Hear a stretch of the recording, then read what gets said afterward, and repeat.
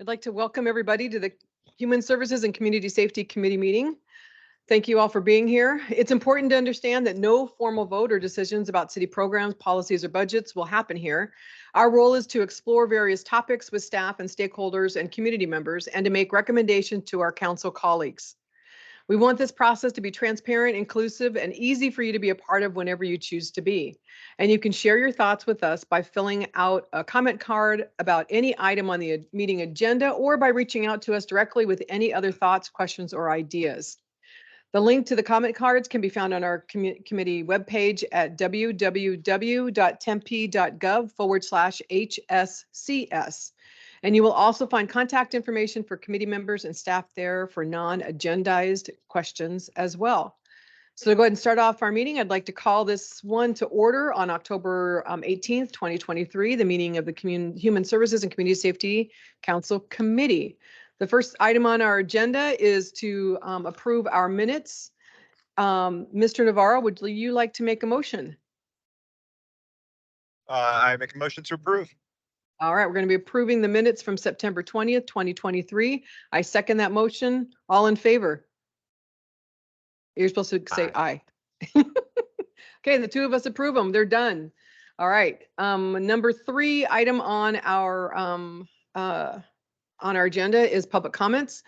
The committee welcomes public comment according to the Arizona Open Meetings Law, and the committee may only discuss matters listed on the agenda. Matters brought up by the public under the public appearances that are not listed on the agenda cannot be discussed by the committee. We have 30 minutes allotted for public comment with up to 2 minutes per speaker. Speakers will be called in the order of the comment cards that were received. Any comment cards not presented today will be entered into public record. Madeline, do I have any comment cards? No comment cards. Oh, we are moving right along. All right. This is great. The next item on the agenda is our committee sessions, items, current items, and updates. So our committee session, the first item is our Veteran Service Coordinator update. And this will be by Abe McCann. He's our Veteran Services Coordinator, and he's going to give us an update on his department. It's great to see you, Abe. You too. Good morning, everybody. Good morning. Come on, dude, over here. All right. So the report that I put together is just a brief overview of what I have been working on for the past year, roughly. Okay, so who do we serve in the state of Arizona? There are roughly 500,000 veterans that live here, half of which are retirement age or older. And this graphic will give you kind of a breakdown by region. No surprise here, the majority of them are by the major installations in Yuma, Fort Huachuca, Davis Moth, and Luke Air Force Base. Locally, though, we have about 8,100 that live and reside in Tempe. And then according to the good guys over at ASU, there's about 7,500 additional veterans that are currently utilizing their GI Bill benefits. It's unclear, though, how many of them actually live in Tempe or are attending school remotely. And then annually throughout the country, there's about 200,000 men and women exiting the service every year. Okay, so when we started, the internal goals for this department and myself were to create an increased collaboration with government and community partners, support of events such as the Veterans Parade, the Veteran Employee Breakfast, the Community Salutes event every year, the creation of an employee veteran affinity group within the city of Tempe, training for our human resources department, SkillBridge apprenticeship program development, and improved understanding of the internal and external veteran population, so inside the city as well as the residents. Community-related goals were improved access to veteran services on our webpage and service outlets, to create SkillBridge program opportunities for the citizens of Tempe, improve services to local businesses in the realms of recruiting, retention, and HR operations for veterans. Also to increase the increase in benefits offered to citizens through outreach events, resource fairs, and community surveys. So some updates on those goals internally. I have been asked to assist the Arizona Commerce Authority on their Veteran Task Force, which is a task force that addresses veteran employment issues in the state. I was able to assist the new Park Ranger program, helping them source candidates, as well as one of their supervisors that they hired is a Marine Corps veteran, so we're excited about that. I've been serving on the Tempe Chamber of Commerce on their Military Affairs Committee. We have launched our Veteran Affinity Group here. We do have currently skill bridge programs underway in the police department, human resources, and water and development. So for those of you that are unfamiliar with that, that's an internship program that allows active duty military up to 6 months to come and be interns at the city and hopefully transition into full-time employment.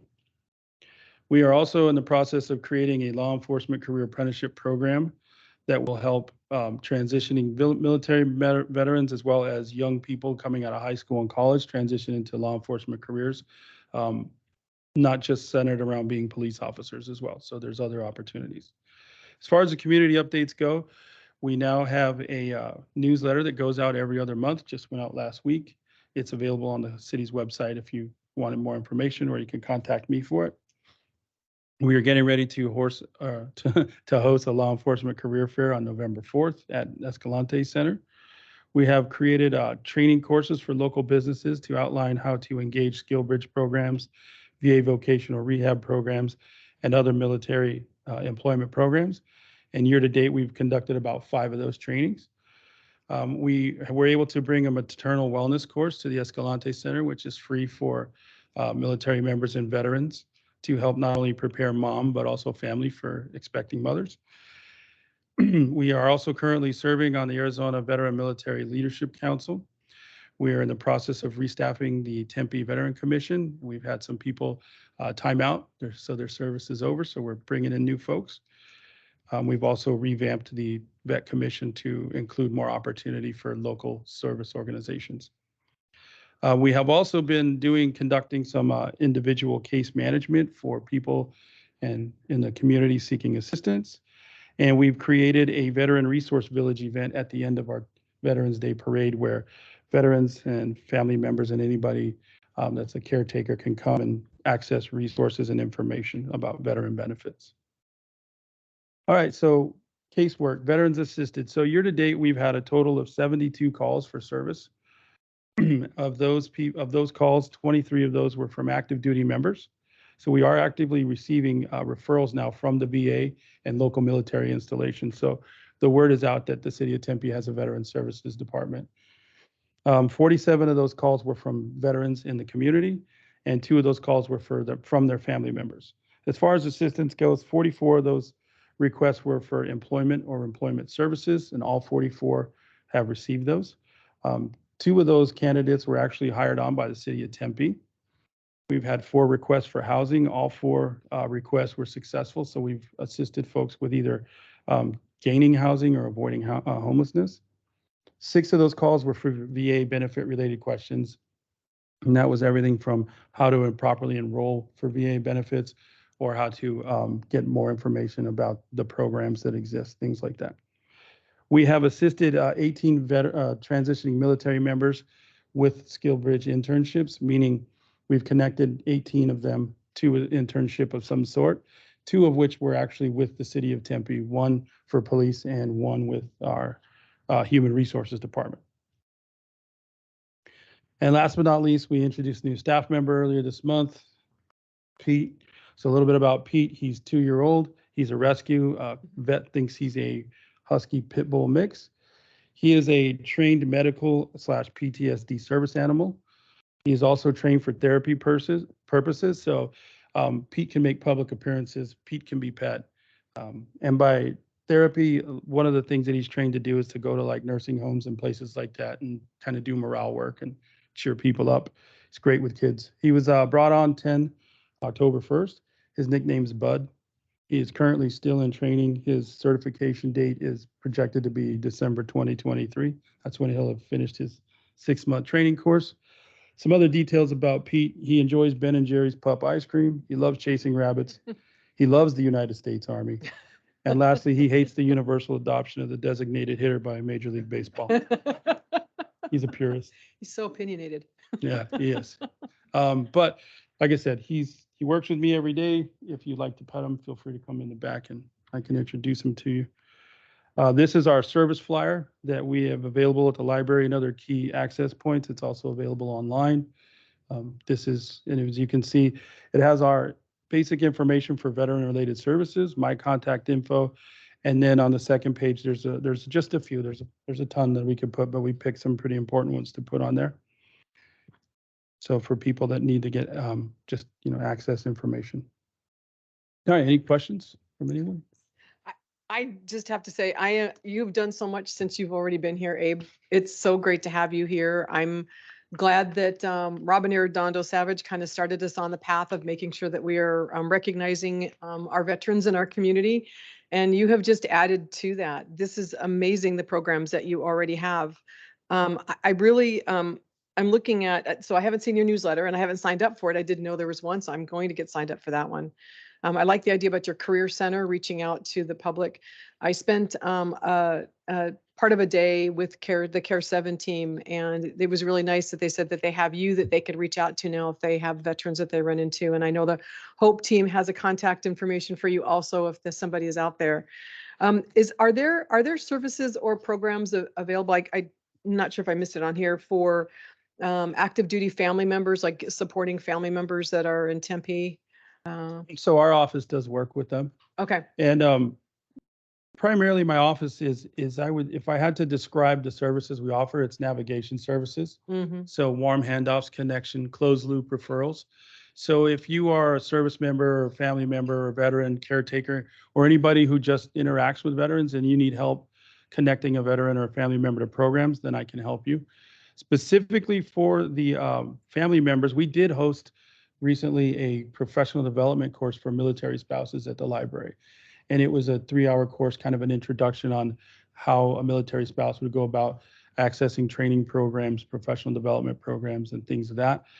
My goal is to actually bring that curriculum to the city full time sometime next year. So just one of many things that we are doing. Okay. I mean, I like that. I think about that because there's no way that my mom would have been able to survive so my dad was gone every 7 months out of every year when he was deployed on his ship. And so she would never have survived without the support that she had around her with 4 crazy kids, and I was one of them. I love the Tempe Salutes program. I didn't see that on here unless I missed it. I must have just missed Okay. gloss over, but yes, we did do it. There was about 55 kids last year that we Okay. were able to give a send off to. We're looking forward to doing it again. So for information, so back up, so the Tempe Salutes is a program that recognizes seniors graduating from high school in the Tempe schools. And if they are going into the military or going to ROTC program, they get recognized and they get their sash and they get to wear that at graduation. And even if you are not, I get goosebumps just talking about it. Even if you're not in the military or you don't have military family, you will not leave that room without like a tear in your eye, because it's impactful. The families that are there that are supporting their high school student going off to college and off to school the next year or off to the military. It was just absolutely amazing. You guys do a wonderful job with that. And I will sign up to serve food at 5:30 in the morning. So if you could put me on Okay. your list Yes, as ma'am. a volunteer, I'll be there. But thank you so much for what you do. Joel, did you have any questions? Thanks, Councilmember Garland. No, you hit a lot of them. I tell you what, man, I heard your presentation at past committee meetings for the city, and I have to say, man, you have done just an outstanding job on taking this program, fostering it, taking it to the next level. You talk about those warm handoffs. I mean, those are just key things for our community going forward. And knowing that we have this for our veterans is just a huge, kudos to you and what you're doing for the city. And the fact that, hopefully we're giving you a little more help too on top of that. You're a one-man show, as so to speak. But I think that at the end of the day, yes, a lot of thank yous to former council member Robin Arredondo Savage for her dedication in these programs as an ex-veteran herself. And I think that, I'm just proud, what we're doing and how we're doing it. And we need to just really broadcast this stuff on things that the city of Tempe has been doing and will continue to do for our veterans. So thank you so much. Thank you, It's Abe. been a We're so pleasure. glad you're here. Yeah, if I can be of any help, please don't hesitate to ask. Absolutely. Thank you. Thank you so much. All right. And thank you, Bud. All right, the next item on our agenda is about the Community Supervision Program. And I'd like to welcome Diana to come up and talk from the Human Services Manager to talk about the Community Services Program. So we have two folks up. Oh, sorry. There you go. Come on up.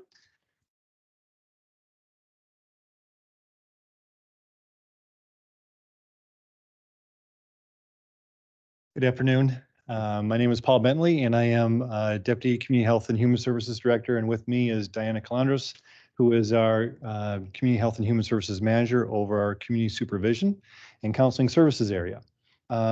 This afternoon, we're just very grateful to have the opportunity to come and present and talk about a specific work group within the Community Health and Human Services Department, that being Community Supervision and its program. There's been some significant innovation in this area under the leadership of Diana and her team, and we're really excited to speak about a brief overview of the program, but also a specific incentives program that is providing some significant results, and then also an opportunity to welcome and to celebrate some of the successes with some of our participants today as well. So with that, I'll hand it over to Diana. Thank you. Thank you, Paul, for that introduction. That's very nice of you to say. I'm Diana Calandros, as Paul mentioned. I'm manager over Community Supervision and Counseling Services, and I'll be presenting today on the incentives program and a little bit of the history of community supervision. In alignment with the incentives program with established council priorities and performance measures, the purpose and function of community supervision, and the incentives program design. Today's discussion is specific to a change in community supervision's fee process started a year ago. We changed to an incentive-based fee structure in alignment with Council Priority 1.17 Community Supervision Success Rates, as well as the city's support of the Right to Breathe proposed plan.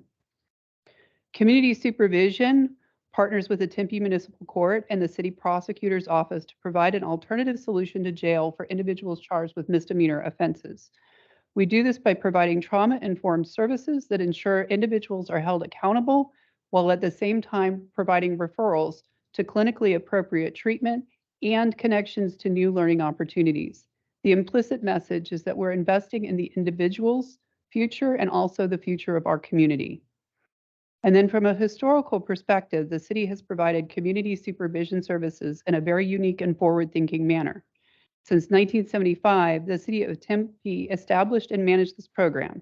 It's currently housed, as Paul said, within Community Health and Human Services, which provides an ability for staff to connect justice-involved persons to resources in order to support and develop a stronger, more stable individual and a stronger community. Within community supervision, we have a few programs. We have supervised probation, which is where adults are sentenced to supervised probation for misdemeanor offenses. They're required to complete program requirements and meet with our community supervision counseling staff. And there's Title IX deferred prosecution. Adults with no prior criminal record enter a plea and agree to complete requirements and meet with our community supervision staff. If they do all of these and remain law-abiding, the charges are then dismissed. There's Making Improvements Permanent, which is for 18 to 20-year-olds who are arrested for first-time alcohol-related offenses.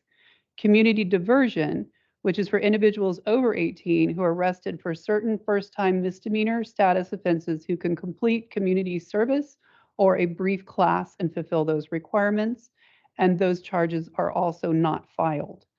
And Adult and Youth Diversion, which are pre-plea agreements for individuals arrested for first-time misdemeanor offenses, including curfew violations, shoplifting, disorderly conduct, or some very low-level assault. If they complete the requirements, those cases are dismissed. We also host the East Valley Regional Veterans Court at the Tempe Municipal Court. This is a problem-solving court, and it addresses pending charges and life issues, and our staff provide intakes and support for that court as well. And then there's home detention, which is individuals arrested with DUIs in Tempe complete a portion of their required confinement at home with an electronic monitor and breathalyzer. We actually just expanded home detention to include eligible offenses other than DUIs.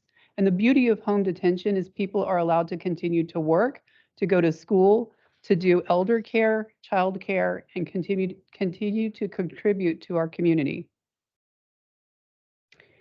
In the community supervision process, we do a validated risk needs assessment. We also have specialty caseloads. The MIP is one caseload, and then we have a caseload specific to SMIs that are run by 2 community supervision counselors. people with an SMI designation. We have weighted caseloads, which means that we try to make sure that that our staff are not overburdened with high-risk individuals, or low-risk individuals are not receiving the attention that they need and require. We have all of our staff are trained to identify needs and link those individuals to resources. And in addition to that, we have the resource navigator, who is housed within community supervision to help individuals connect to resources from jail and first appearance. And she serves as a link for our staff when we are seeking a specific need.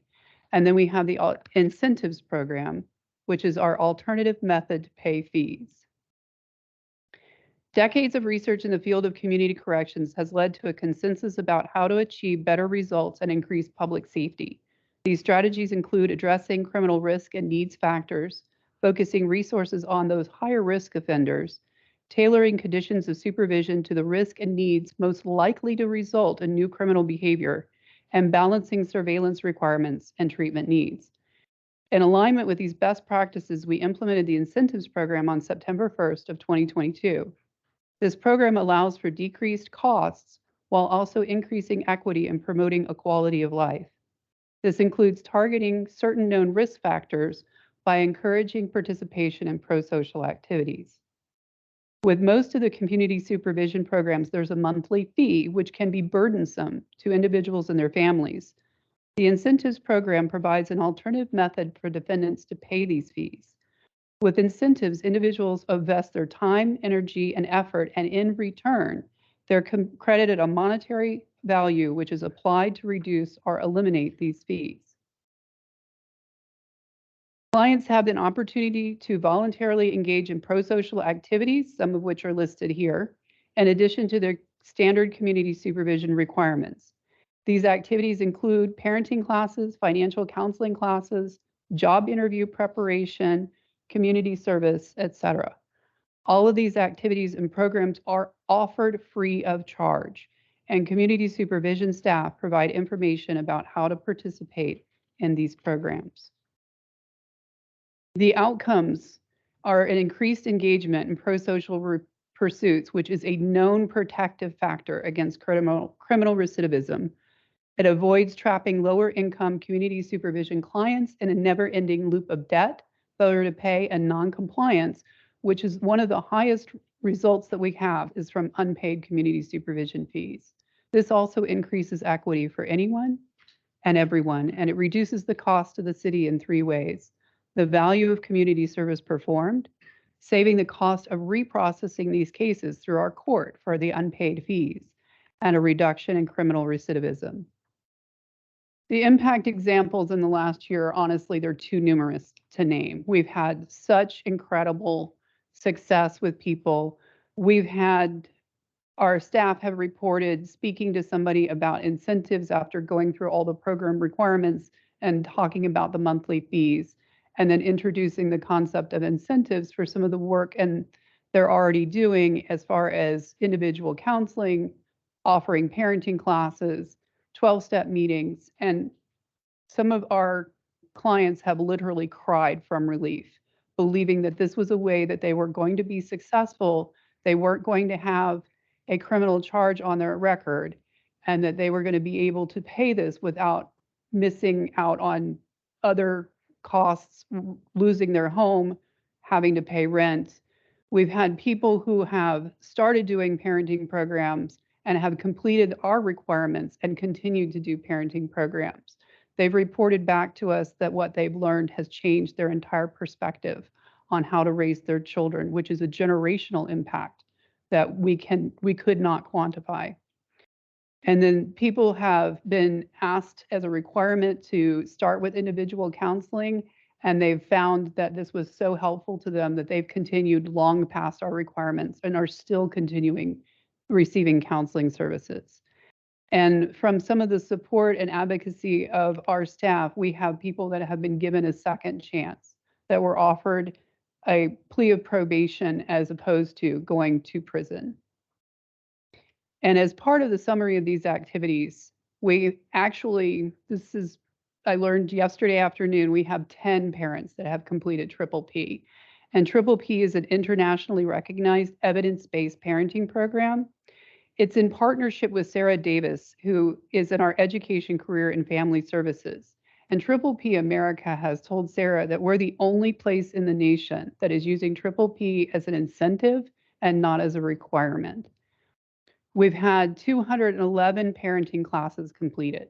We've had 558 financial counseling classes, 427.82 hours of community service performed. We have 491 job applications or interviews that have been submitted or interviews that have been attended. 42 people have been hired in the last year who did not have jobs prior to coming to community supervision. And sometimes it was just that nudge through incentives to submit that job application, to go meet with Carter Ellis, our workforce development coordinator, to get their resume retooled and out there, that gave them the positive step that they needed to get that job. We've had people attend 124 12-step meetings, and there have been 251 additional mental health counseling sessions that have been attended. In addition to the engagement on our pro-social activities, we are seeing greater program completion rates. We have not needed to send any of our outstanding fees to collections. They've all been resolved through participation and incentives. And after the first fiscal year of implementation, the program revenue has increased overall. And so thank you for this opportunity, Council Members Garland and Navarro, to allow us to present here today and also to have this moment to recognize some of the success for our members in this program. Unfortunately, one of the folks who was supposed to be here today was unable to make it, but I'd like to read just a little bit about Mr. Elliott Carter for you before we introduce the other two individuals. Elliott was referred to community supervision for supervised probation. Elliott has been able to successfully complete all of his probation treatment requirements and has maintained his sobriety and continues to actively engage in his mental health and his medication-assisted treatment. Elliott is currently working to rectify his outstanding balance of probation fees through utilizing the incentives program. Elliott was selected as one of our community supervision clients of the month by our staff for him going above and beyond what his requirements are and from actively changing the course of his life in our program. And then if you can join me, I'd like to introduce you to the other two that we have here present today. Our first client is Mr. Reagan Armstrong.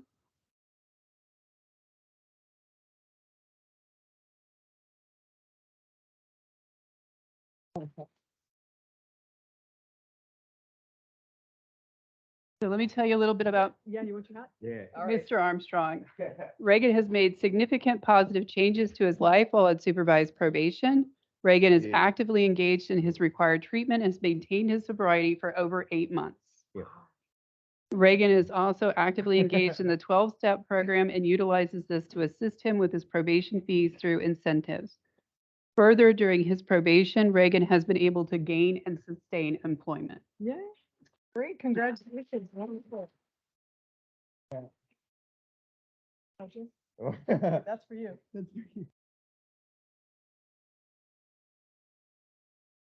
Congratulations, proud of you. Good job. You got the A. I didn't realize we were probably family. What clan? Oh, Tatnazani. Yeah. Oh, awesome. One more. And I would like to introduce Mr. Anthony Lauro.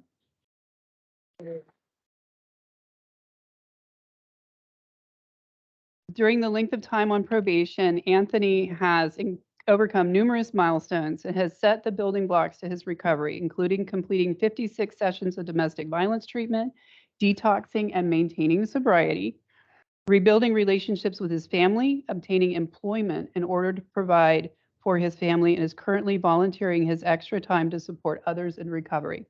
Anthony participated in our incentives program that assisted with his probation fees. And after this, Anthony would like to say a few words. Absolutely, Yeah. absolutely. Okay.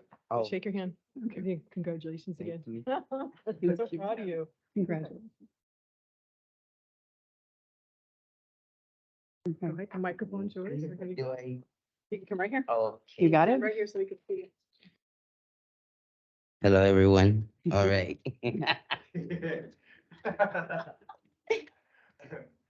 Hello, everyone. This is my statement today. So I'm gonna start off with a little joke. All right.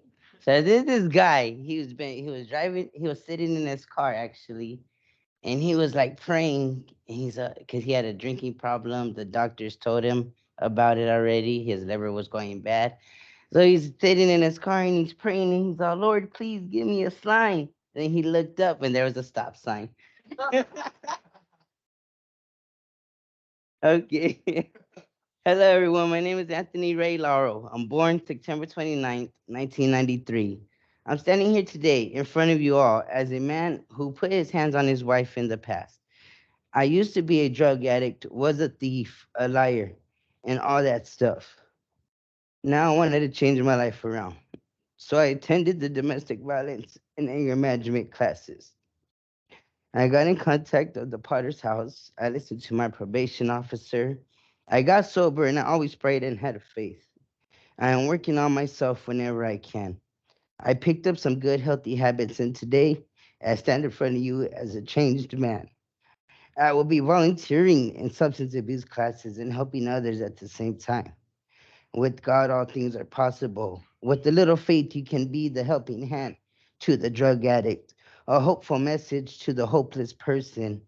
What I'm saying is, let's help others who can't help themselves. Yes, I did fall to a life of addiction. Yes, I was down for a long time, but look at me now. I live a sober life. I have an amazing wife and a wonderful stepson. I also have my own business and I'm helping the next person in any way I can. I want to thank my higher power, Jesus Christ, for pulling me out of the darkness and shining his light upon my life. I want to thank my loving wife for everything she has done and helped me with. I want to thank the city of Tempe for recognizing my efforts and accomplishments. And I want to thank my probation officer, Natalie Jimenez, for helping me in many ways. I want to thank my mom for always loving me and always believing in me. Also, one more person, my dad, for putting up with me when it was hard, for always loving me and teaching me a lot that I know today. With this, I want to thank you all once again in this room. God bless you.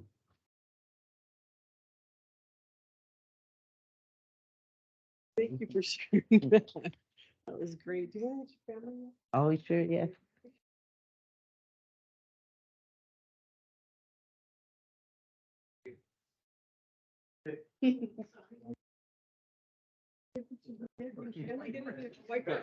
White first. That's fine. Say that. 2, 3. Thank you so much.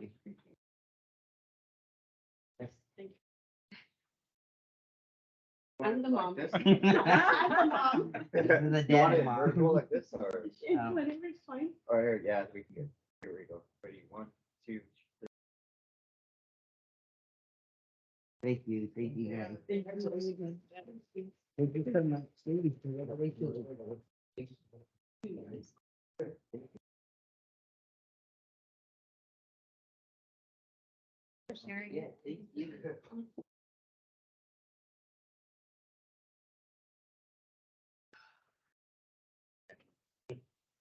Thank you again for the opportunity. I don't know if there were any questions after this that I can. Joel, do you have any questions?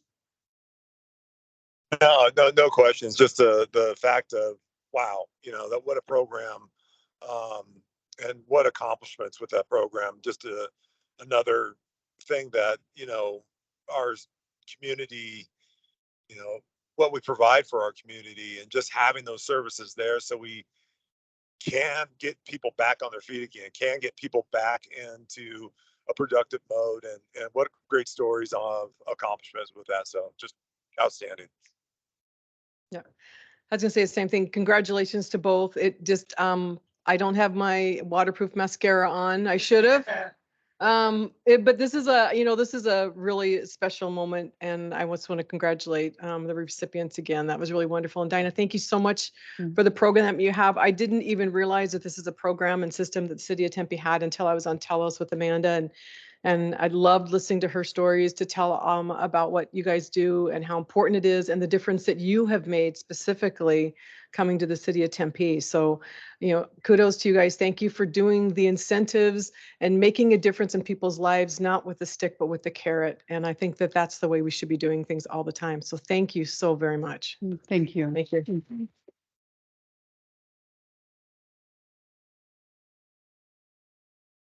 So we're going to move on to item B, which is talking about what we're going to be doing for our next meeting. We don't have our agenda up yet and we don't have our agenda date, but I know that you all are so excited to be looking on our website to check that next date and meeting out. The anticipation will probably be killing you guys, but it'll probably be up the next week or so on what our agenda topics will be. And Joel, if you don't have anything else, we'll go ahead and adjourn our meeting. Yep, that's it. Thank you. All right. Thank you so much. We're adjourned.